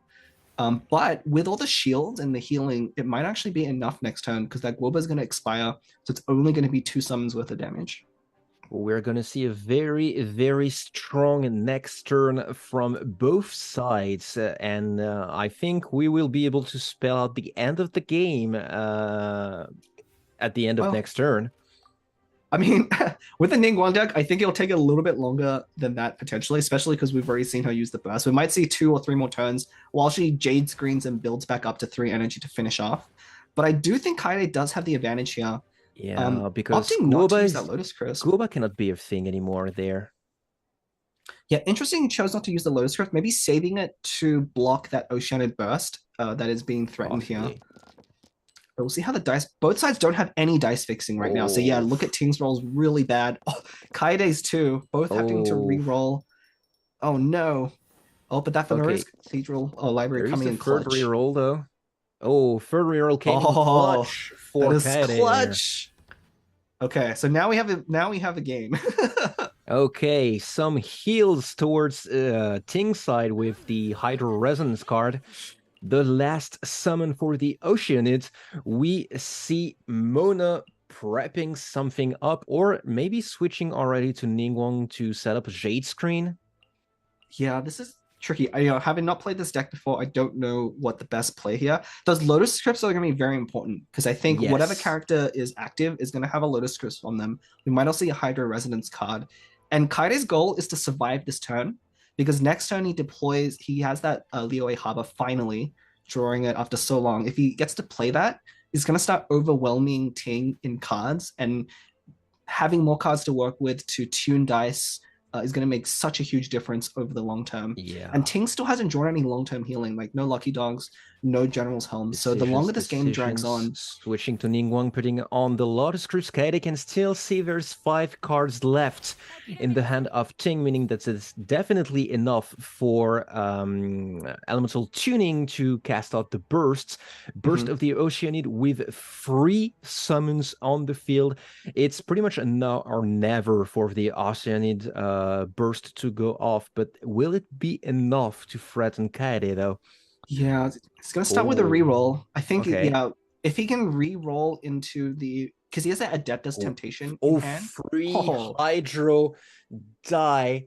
So that's going to be enough if he wants to use the Hydro die, Adeptus Temptation, and then Burst. Switching to Vermeer Maiden. Okay. Switching to So- Vermeer Maiden. Possibly setting up a skill to maximize the damage of the summons there. Yeah, definitely a good option. I don't think even with the Adeptus Temptation there, it probably wouldn't have been enough to finish off Ningguang. But there's just so many shields to fight through. Like not only Ningguang's shield, but Mona there is actually pretty threatening in the background with her own shields. True, and there's still a Mono Burst waiting though. Ting does have both of its character waiting with a burst, but choosing to set up an extra Jade screen. I think that was just a basic attack, so he didn't have enough Basic dice. Okay. Yeah, that was a good use of kind of that Hydro Aura to do a basic attack, just to get extra crystallized proc in there. But we see here, didn't deploy the Liyue Harbor, or was it still Kaide's turn? That might have been a mistake. Didn't deploy the Liyue Harbor. That's one less card that's 3 less cards for next turn. That's that's actually a pretty big misplay, I think. There's no reason not to deploy that here. You would have gotten 2 extra cards here, which probably is better than 1 tuning. That could be a big swing. That could be a really big swing in this match. It's really easy to see these plays, but I know being in this hot seat in one of these tournaments, there's so much to pay attention to and think about that it's easy to make and mess up these things. I bet if Kaede watches this, if he ends up losing this match, that would be, I think, the turning point there. 3 rolls for Kaede though means that Kaede gets to play with a lot of usable dice there. Yeah, and it's not over yet. Kaede can set up a Mona Burst here and then heal up Ningguang in the background, because I don't think without any summons Ting can actually kill Mona, especially if he uses the Lotus Crisp here early on. But pretty good play from Ting before, using up that Lotus Crisp just with a basic attack from Mirror Maiden. So yeah, both sides having to manage their resources pretty carefully, but I just can't. If Kaede had 2 extra cards this round, I think things would look very different. Yes, I do think as well it was a misplay to not get the Liyue Harbor, because it wasn't just 2 extra cards, it was 3 extra cards because of Tubby as well. Yeah, well, it's 2 extra cards, but then he gets another 2 extra cards the next turn, and because of how the game is shaping out, it's very possible there might not have been that turn. Looking like Ting's checking something in the history. Yeah, I think seeing Ting is what checking might what be cards. left Yeah, in Kaida's deck. yeah. I do wonder how many cards are left here. The Tubby deck does end up drawing quite a few cards. The game has gone off road and finally draws a Lucky Dog. I think Tink might be wondering if there's still an Adeptus food available in Kaida's deck right now. Or maybe checking for equipment because I maybe checking to see if Ningguang had tuned that sacrificial fragments. Yeah, you can see how deep the thinking goes there. Mhm. Checking the past, Ooh. all the past cards used to see if there might be an unknown threat in the opponent's hand. Yeah, and summoning Oceania there with the frog, that was probably the best thing that Ting could have summoned. It was a 50-50 shot. It was either going to be the frog or the bird, but he really needed that frog to stay alive because now that he's drawn Lucky Dog, all he needs to do as well is to survive. And both sides are really going to be grinding it out here. We might actually see all the cards drawn in the deck, but I don't know who actually that favors in the long run. Though, oh, Yeah, it's not four going to be enough. If it dice wasn't for that, left might not be enough, yeah. If it wasn't for that frog, Oceania would have gone down this time. So that was a Yes. really risky play from Ting. It paid off because as long as he survives this round, if he ends first, I believe, yeah, Mona's skill doesn't proc from the summon. So the Oceanid should be left at 2 health at the end of the turn. And so will be able to use the burst. But then there won't be any summons for that burst. So it's actually not as good as you might think. So we might see a Hydra Resonance die end the turn here. I don't think you want to deploy Lieben. It's a little bit late for that. Yep. All right, extra health. End of the turn for Ting. Some Mhm. pizza for healing up Ningguang, and we finally see Liyue Harbor. Maybe a turn too late. Could be a turn too late, but better late than never. And I think with how the hands have played out, the game is going to last one more turn after the next one. I don't think it's going to be enough to finish off characters on both sides. So we'll still see that Liyue Harbor. Oh, and there's a Ningguang skill card. Ningguang skill card and some heals as Mhm. well for the back lane. Yeah, Things and could this get is pretty different this turn. And this is why I said it was so crucial for that Liyue Harbor card, because you can see how like each Liyue Harbor gets you closer to the next location card and your second Liyue Harbor, so you can really start drowning out your opponents here. But if the dice rolls my cooperate with Ting, God, Caddy rolls though. Everything for Ningguang is set up there. yeah, it might be a little bit early to leave to put Ningguang in the main field because you still have to worry that Mirror Maiden burst is still looming. Ting's been saving that forever, and we can see he has an Adeptus Temptation in hand, so that's at least 8 damage coming out from Mirror Maiden. And if you're not careful, a fast swap into that burst will finish off Ningguang, and then Mona, even with all that healing, isn't going to be able to fight through a Lucky Dog. So things might seem, good for Kaede here, but really, it's really important that he keeps that Ningguang alive. So we might just see Mona stay on the field this entire time, and then rely on that Wolf card, or I actually don't know what the name of that card is, to heal Ningguang off field, and then another tick of that pizza. We'll put it to 7. Mm. Look at Ting there checking the history. Yeah, it goes very deep right now. It goes very, very, very deep to see what's left in each other's decks. Yeah, and he's probably making sure that he hasn't seen the Ningguang skill card. So he's got to be thinking that he'll be drawing it pretty soon. Okay. So switching over to Mirror Maiden. Yeah, threatening the Ningguang straight away. Yeah, I think the plan here with Mirror Maiden is to soak up a bit of the skill damage because the Lucky Dog is on Oceanid. He really wants to make sure that Oceanid doesn't get killed immediately and has time to use a skill and heal up. So we'll see what Kaede can do. If he wants to risk putting Ningguang on the field or not. I mean, Mona is still a fast switch, so there might be actually just delaying it by, oh no, just straight up away using the Ningguang card. Yeah, I wonder if he would have wanted to use that Lotus Crisp there that was in his hand, because now Probably. With the Jade Screen, I think that's enough to tank the damage there. Yeah, he's gonna lead with the Influx Blast. If Kaide doesn't switch off, No, I it's think a switch okay. off. It's a switch Yeah, off. it's gotta be it a was a switch off. gamble, but it paid off. It paid off. Yeah, I think setting up that skill card was pretty good. It gave Mona enough, Ningguang enough shields, but this game is starting to tip in Kaide's favor, I think, pretty quick. Yeah, because Ningguang is now ready with her burst, and Mona being Mona, you can still fast switch from her. So, ooh, and the extra health for Ningguang in the background might be doing lots of things. Yeah, if I was in Ting seat, seeing that that in come down is going to be really demoralizing. And yeah, looking at drawing into the next Liyue Haba. So Kaide's not going to run out of cards for a long time. During the second sacrifice there as well. And there's an equipment going in. Might be a little bit too late to play this equipment, though. No, I don't think it's so. With how these games tend to go, I don't think there is a too late, because really the plan on the Ningguang side is to drag out the game for as long as possible. Kaide's probably going to has to be very careful about when they choose to equip that sacrificial fragments, but I think it will happen as soon as they feel it's a safe spot. But looking at the health totals, no summons on Ting's side, you can only think that it feels good about at least taking this turn to put that equipment down. Very good rolls from Ting's side, though. Lots of Omni dice to play around with. So yeah, great rolls. A lot of summons.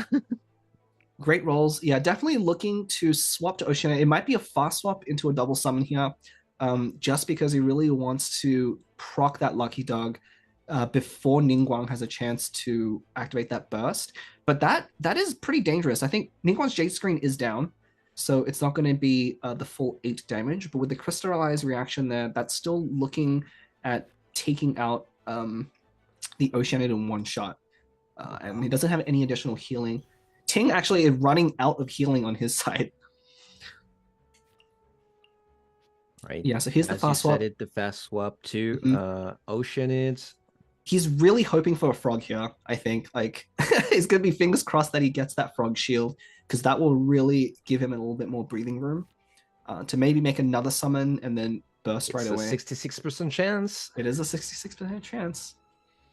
It paid off with the 50-50 last time. It did. It did. He did win a 50-50. We know the lucky people only get luckier in Genshin, so. We got to ask about his summons later, though. Yeah. All right. Now, lots of thinking.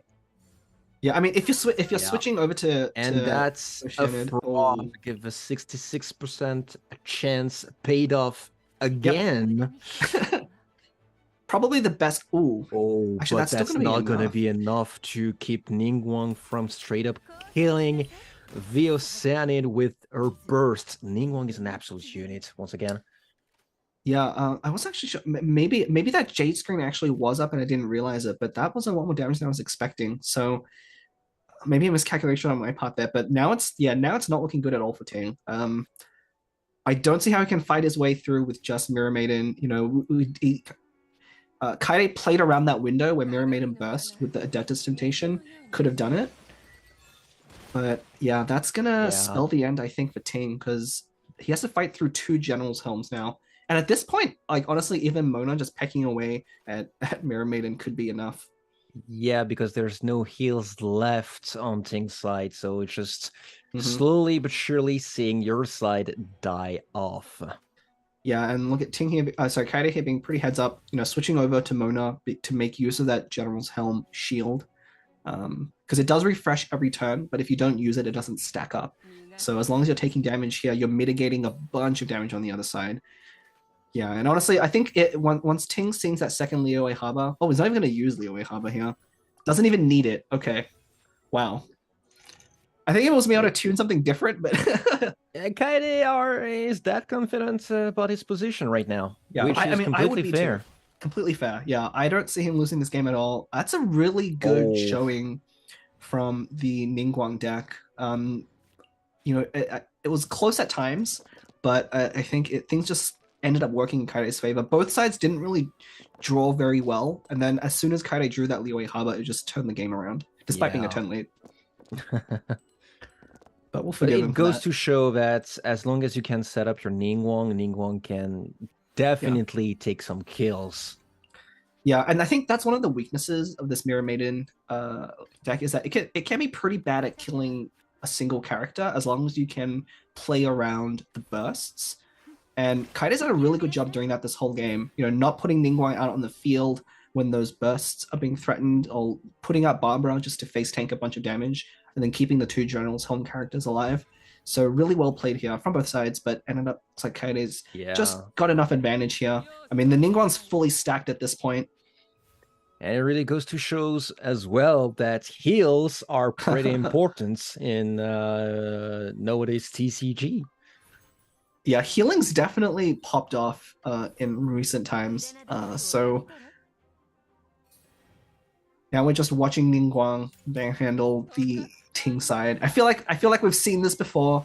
You know, I'm having flashbacks to the last time this happened in a different game. Oh, threatening the Ningguang right now with the summons, but that's definitely not going to be enough. Yep. And yeah, that sacrificial one fragments. last Jade Screen seals the deal for the second man, bringing the matchup to 1-1. We're gonna see a very, very interesting last game because once again, the rules of this tournament states that you cannot use the same characters twice, meaning with everything what we've seen, each player's played 6 different characters already. We need to see something different for the last round. Yeah, I've got a prediction. Ting is probably going to bring Superconduct because I've noticed he explicitly chose not to use Fischl in that Mirror Maiden deck. And I believe that's because he's saving Fischl for that Superconduct team. And we saw how strong that was in that game in our third place. So I'm betting that that's going to be the last deck. I'm not really sure what we'll see out of Kaede there. Maybe a freeze. We're probably going to see Ganyu. I bet we're going to see Ganyu. I definitely think we're going to see Ganyu because we didn't see Ganyu yet in this matchup. And Ganyu is an absolute unit that is capable of killing pretty fast and pretty efficiently the opposing lineup without them ever taking the field for that matter. So yeah. The main difference, of course, Kaede having used up Fischl in that electrocharge comp doesn't have access to that at the end. So interesting to see what comes out. I'm really hoping for an exciting last game. It's always a slugfest watching Ningguang do her thing, but it is still satisfying in a way. At least watching, Mirror Maiden and Oceana get beat up. yeah. To be completely honest, too, it's satisfying seeing Mirror Maiden being beaten up. But I'm also personally playing Ningguang as a character, so it feels good seeing Ningguang played in a competitive setup and winning in the finals. That just goes to show how efficient it is. And oh my goodness. Oh wow. So wow. I guess TCG tournament wouldn't be complete without seeing Sino even once. And today we see it with Ting using official Ganyu and Sino against Kaede with Bennett, Kaeya, and the Fetui agents. Yeah, very interesting difference between using, normally Keeching there in that last of Overload. So opting for Melt here, not seen this before, but I've always I liked Kaeya's skill. I think it's really fun to be able to just swap off a character and deal damage with his burst. So we'll see what each player does here. I'm really looking forward to see how the Ting's team goes. I think that's a really strong setup. Sino's quite a powerhouse when he comes out, like after 3 or 4 turns. And so it's really going to be Kaide's job to do as much damage and force Sino out on field earlier than he can get his skills and burst ready. Yeah, and you mentioned that before, but Fischl being actually one very, very strong character, if not the strongest character in the TTG as of now, just because of the electro applications that goes on for 2 turns, actually. 2 turns. Yeah. And you can see it is just a slight variant. If you remember, Ting did use Keeching already in the first deck with the Overload comp, and so Cynos here kind of filling in, but really Ganyu and Fischl are the main stars of the Superconduct deck, so we're probably going to see something very similar play out here. But I'm definitely watching Kaede here as the more interesting team. Yeah, because I don't think I've seen Kaya played a lot, actually. No, this might be the first time Kaya's made an appearance in a stream in the Cat's Gathering thing, and maybe even Sino. So both of them, making a debut here on field. So I do remember a Sino coming off. Okay. I think in the first ever tournament, Okay. replacing Kaching in the same way in there, and Sino actually taking some very, very strong, like giving very, very strong hits against single targets. Yeah, definitely. So, I've played against Sino decks, and if you let them drag the game out to when he naturally builds up those stacks for damage, it becomes a very big threat. Especially put a Gamblers on him, can usually wipe your team out in one go. But we see a lot of setup there from Kaide's side. Both sides being able to deploy Paimon and Lieben there. But then Ting brings in a little bit extra energy on his side, so that might be spelling trouble, seeing so many bursts coming out of the gates. Yeah, and definitely watching here Bennett on when he's going to be able to build up to that burst stack. So we see that Bennett skill card in hand. Could be very good against Superconduct trying to heal through, but we didn't see it be that effective even, if we remember back to the Robot Wizard game where the Ganyu team was able to put out enough damage to really not make Bennett's burst all that scary. Lots of thinking there from Tang. Yeah, probably thinking not to, if he switches off Ganyu here, it will probably be a switch out from Kaede as well, and so it's going to leave Ganyu vulnerable, but I don't know what else you want to do here. I think it's too important to start building energy on Ganyu. I think part of this, you want to start getting that burst up, dealing damage to that Pyro Agent in the backline. So we'll probably see. And this is what's happening right now with Ganyu taking the field. Lots and lots of dice ready to be used on Ganyu. A little nudge from Kaya, setting up the bursts for Kaya as well. Yeah, so not choosing to prioritize building energy on Bennett just yet. Maybe setting up for a really big next turn when that Timmy and the Paimon are both going to trigger. Lotus Crisps going off on Ganyu to save her a little bit of damage taking from her.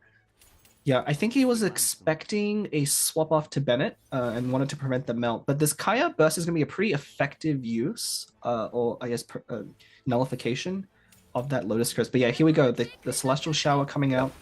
Celestial Shower dealing damage even to the back lane, and with Oz on the field, that means extra supraconducts and extra damage on everyone else's. Yeah, interesting. It looks almost like Kaede is going to just sacrifice Kaya now that the burst is out, and is going to rely on maybe like changing between Bennett and Pyro Agent and proccing that Cryo to finish it off. All right, and we see the cryo application there. So either it's going to go back on Fischl to summon Oz again, or maybe perhaps building a little bit of Sino for what's coming next. No, we probably won't take Sino take the field unless somehow they're forced to. So very likely going to see Fischl go back, put down another Oz to combo with that Celestial Sour. And it's going to be Ganyu Fischl back and forth all the way until those characters are dead, and then Sino can take the field is what I'm seeing. All right, Liu Su taking the field for some extra energy. That might be bringing a lot of things for both the Fetui Agent and Bennett, actually. Yeah, I think that was a really key draw here, because Bennett, you're really trying to get his burst online this turn. And that goes a long way, getting that extra energy. So he's going to use Bennett's skill, put down the burst, and then lead off with another skill for healing. So it could be a pretty good turn. Actually, maybe the switch on Sino might not be that bad of an idea when you consider the elemental reaction between just Sting and Ganyu, I guess. Yeah, looking to draw more cards there off of that, I forgot his name now, but getting those extra card draws in, probably feeling pretty safe here, but this Bennett melt is going to do a significant amount of damage. Yep, definitely. That's Ganyu threatened of being killed, though. Mm-hmm. There's only melt on the other side and no supraconduct, so she can actually sit safely in the back lane for now. Yeah, we might see a switch to Fischl just so we can get more reaction. So what it looks like, Ting is saving Gamblers and then 2 Electrodie, probably all the way until the other characters are dead, and then Sino can take the field. And for now, is just trying to run Kaede low on resources by, using up his skills and things. Maybe even baiting him into a kill here on Ganyu so we can activate the Ito card. And this burst could change a lot. Yeah, that's a Bennett burst going off with the skill card. That's just 1 damage down to Ganyu, but a lot of healing incoming. Ooh. Yeah. So switching to Fischl, yeah, not able to use any more dice on Ganyu anyway, so the Fischl switch here is pretty good. It's gonna be a lot of damage coming out with that melt, as well as that Bennett thing. So things are, we'll see if Sino can clean up. I think a lot of this match is gonna depend on how well Sino can finish off the character, because I see that Gambler's looming in Ting's hand. Yeah, and to be fair, Kaya's burst is pretty strong at setting up the melts in this instance, so that's a whole lot of extra free damage that you get from Kaya's burst. And pretty interesting to see Kaya on the competitive scene for once. Yeah, and we're going to see that Oz here. We might see the Hu Tao card come in to destroy that Oz summon, which might actually make a big difference here. Yeah, because it's going to keep Bennett at a healthy life total, prevent another superconduct, and Kaya from dying particularly for another round. But those stacks are limited. One of the things I don't like about the Kaya skill is that it does limit what you can do. No, with killing off the Celestial Shower with you, Tau card? Oh yeah, I guess if the Celestial Shower would have stayed, it would have killed Kaya anyway, and so it looks like it's prioritizing keeping Kaya alive. Maybe wanting to switch over and use a Kaya skill just to get more healing and force them to do more damage, but I'm actually not...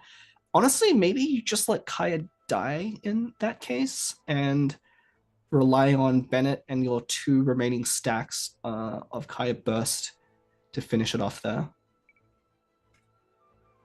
Because honestly, Kaya's not going to be able to do much. He has that cryo already on him, so he's going to die to like a stiff breeze just blowing him over. All right, Ting's finishing their turn. And a second Hu Tao card from Kaede that might be a big game changer there. It could be. He also drew his own Gamblers, which I think is also quite good for him now. If he can kill 1 character and proc that Gamblers, it's going to have a pretty big turn. Because again, the more dice you have on a Bennett alt turn, the more advantage you get, and it builds up pretty quickly. So he's got pretty rough rolls there from Ting. Yeah, still usable. He has a lot of cards in his hand. He has that Paimon card specifically, as well as Ito. So he has a lot to work with. But it's really going to be on Sino. What it looks like to be, it's going to switch over to Ganyu. Ganyu's probably going to lead with a burst, but that is going to get countered by the Hu Tao card. So yeah, and I think nothing else is needed to kill Ganyu, and Sino will be left all alone. Yeah, I mean, Sino will have his skills left next to. Okay, so it looks like maybe interesting. Maybe saving Ganyu for 1 extra turn. This could be a Frostbite arrow. Oh, no. Sorry, no. The Celestial Shower will kill Kaya. So this is still... because he has a spare Gamblers, he'll have an extra dice from this. So that was a good play. But yeah, sacrificing Ganyu here, kind of mitigating all the damage. But look, this is kind of the danger of facing Sino teams in that backline damage, because he's at 10. He's at 3 stacks. And if he can survive this turn, he'll just start wiping the floor with the remaining characters, especially because the Bennett Burst is about to run out. So only down to a Sino, who is a threat. He is a threat. He is a threat, and it's actually a pretty big threat. Yep. So only Saving Grace is the Hu Tao card, I think, that can deal with the Celestial Shower to avoid extra damage from the reaction. Yeah, one of the things, though, he doesn't have. Oh no, okay. He has an extra pyro dose. I'm gonna because so one of the things that's you really have to be thinking of is that that Kaya ult. If you let your other character die, it will become useless. If you can't switch off your character, you literally can't proc it. And so yeah, doing the switch there just to make sure he has that extra proc ready. We're probably gonna see a Gambler's equip and maybe some food, and then a Sino basic attack, but saving everything for next turn. Cryo application, though, makes it that the melt is going to deal serious damage to the Sino. Actually, Sino might be able to finish it this turn because he has an Ito card, which should be active this round, so he can play that, get up to 6 dice, equip the Gamblers, puts him at 5, kills the Fatui agent, and that puts him back up to 7 die. And then it wastes the last Kaya ult. So the Kaya ult will trigger when Bennett takes the field once again. So Bennett gets 1 more melt, but I believe since Ting goes first next round, that could be a win. He does, however, give Bennett a free swap at that point, and Bennett can use ult. Okay. Hyman to reroll some dice there. Yeah, I mean, at this point, you only need Electro dice, so tuning that. Okay, so he has a pizza. Bring the health back up. Only 2 damage there, yeah. Elemental skill right away. All right, that's -6 from the melt. Ooh, maybe that was the wrong play from Ting there. Yeah, I'm actually wondering why he didn't use that Ito card, because that would have let Sino burst. And I think, but Sino burst might cost 4, which might, hang on. We're gonna do some quick math. It was at 5 dice. Ito card puts him to 6. Sino burst puts him to 2, and then Gamblers 1, 3. Yeah, that might actually be just enough. Now the Ito card and the Gamblers are going off. That's a little bit late. I mean, you do go first, but your opponent has 2 characters. Although one of them will go down to Celestial Shower, so maybe it's fine either way. Yeah, okay. So Ting does need to equip a Lotus Crisp here. There's still an extra die from Kaide's hands, maybe to destroy the Celestial Shower. I think I think that is going to be a huge blow to Ting's plan. A surprise Hu Tao card out of nowhere. That's going to make the Fatui agent survive this turn, which is crucial because he needs 2 characters to be able to take out Sino. But Sino being at 4 health, if Ting draws any... Oh, he drew a Hash Brown. I was going to say, if he drew any healing card, that could just make the difference. Would that be enough, though, considering that Kaya's burst is still in play, the cryo application will still happen, and then it can just melt the hell out of the health. So at 6 health, I believe that is enough with the Bennett burst potentially. Yeah, so that Kaya really coming in clutch there. Yeah, because now -2 from the Kaya's burst and 4 health is definitely not enough to survive the onslaught of Bennett with the melts with a -8. Yeah, that Pyro Resonance card, I even forgot, wouldn't have made this even close. Splendid play from Kaide there that takes the 2nd win and the whole tournament. Wow. Yeah. I mean, that Hu Tao, both the Hu Tao cards in that matchup was just so clutch. And that's one of the risks you run with playing a deck that's like really reliant on a summon, as the Superconduct deck is that if your opponent happen to be playing that Hu Tao card and they get it at the right times, it can be really backbreaking, because you can see Ting was planning his whole turn around the Celestial Shower, the Celestial Shower triggering, because if that had happened, it would have killed off one of the characters, given him his first turn the next time, and then be able to finish it off. But I do wonder if there was a miscalculation there. You know, maybe I'm gonna assume that he knows better than I do at this point, you know, being in the finals and I'm not. But I believe it may have worked out to use that Ito card earlier to burst on Sino, which I believe does more damage and skill, and that might have been just enough to kill off that Pyro agent before he reaches or before he gets a chance to heal again, and that might have made the difference in that matchup.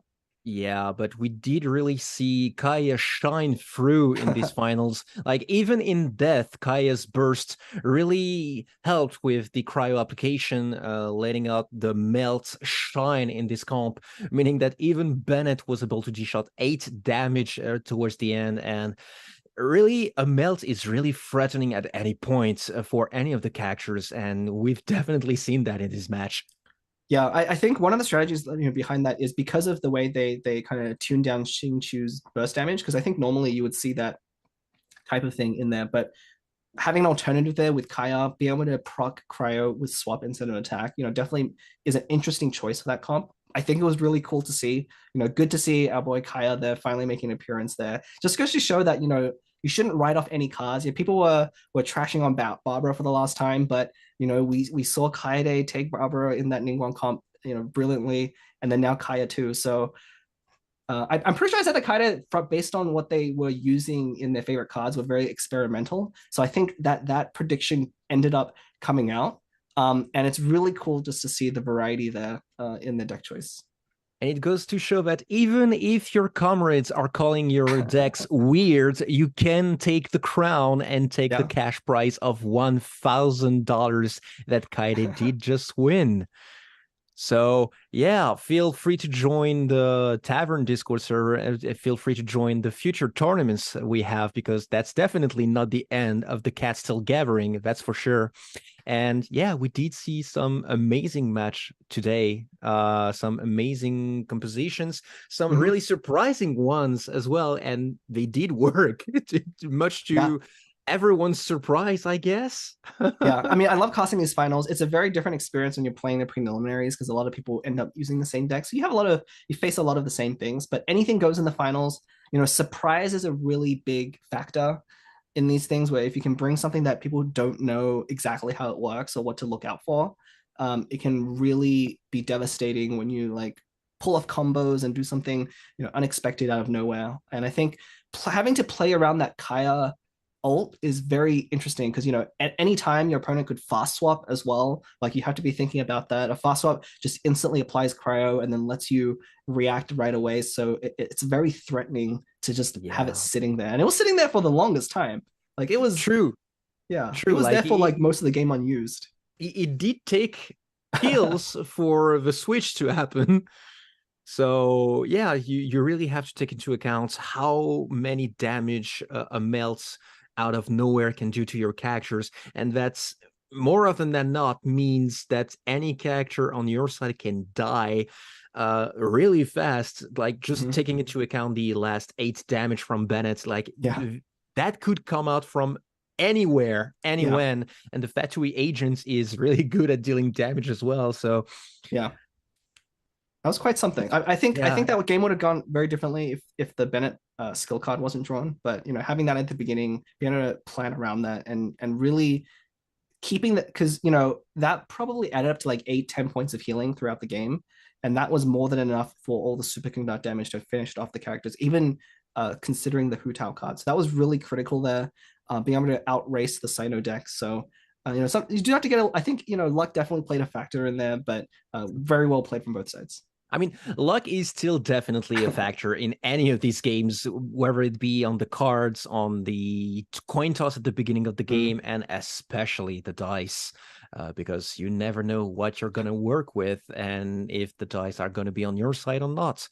So you will have to take those into account. But luckily, I think we only saw one time when the dice was really bad in that one match, when it was just miserable. But other than that, when the dice rolls do go okay, it's all about strategy. I think it's a very, very, there's a lot of layers to kind of the TCG here. That's what I love about it. Yeah, and layers will be definitely added more and more as the TCG goes on, and as new cards get added, especially in the next Genshin version, as you might have noticed. So yeah, get excited for future TCG tournaments. Get excited for the Cat Still Gathering. Congratulations to all the players that participated in the Cat Still Gathering tournament season 1. And we hope to see you there as well. Like, anyone anyone can be there. Anyone can win the finals. Anyone can win the cash prize. And Mhm. today we see Katie take the crown of this Cat Still Gathering. So once again, congratulations to all of the players that participated today. Thank you for joining us on this Cat Still Gathering Season 1 tournament. And thank you, Bleb, for joining me for this amazing commentary. Yeah. Pleasure as always. I love watching these games. These high level ones are always a riot to even just watch and them play out. Maybe you'll see me in the queues in the next one. We'll see. Be afraid, because as you've seen, Bleb is a walking encyclopedia, so he might be a threat for you if you end up turning against him. But just because I know how to play doesn't mean I can play well. Well, there's the first step. Yeah. That's the first step. In any case, once again, thank you everyone for joining this stream. Thank you everyone for joining this Cat Still Gathering tournament. And we'll see you pretty soon for perhaps a season 2. Yeah. So on that note, it's been Seraphim for you commenting on this, joining me, Bleb, today. Yep. Pleasure as Have always. a very nice day and or night, and I'll see you all next time. All right. Bye, everyone. Bye-bye.